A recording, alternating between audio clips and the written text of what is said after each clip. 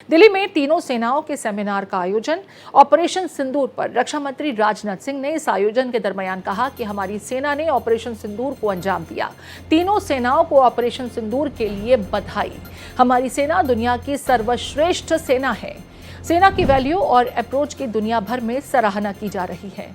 तो देखिए, तीनों सेनाओं के सेमिनार का आयोजन हो रहा है और इस उपलक्ष्य में रक्षा मंत्री राजनाथ सिंह ने ऑपरेशन सिंदूर को लेकर के बड़ी बातें कही। उन्होंने कहा कि हमारी सेना ने ऑपरेशन सिंदूर को अंजाम दिया।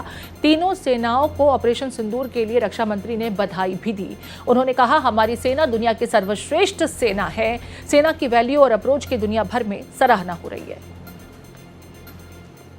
साइबर डिफेंस सिस्टम अलग अलग सर्विसेज के लिए अलग अलग स्टैंडर्ड्स पर ऑपरेट करेंगे तो उनके बीच एक गैप क्रिएट होगा ही।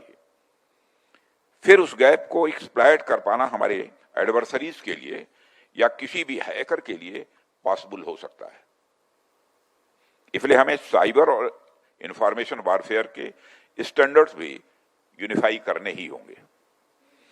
साथियों, मैं यहां एक महत्वपूर्ण बात को साफ करना चाहता हूं कि जब हम स्टैंडर्डाइजेशन की बात करते हैं, इसका मतलब यह बिल्कुल नहीं है कि हमारी हर सर्विस की अपनी यूनिकनेस ही खत्म हो जाएगी।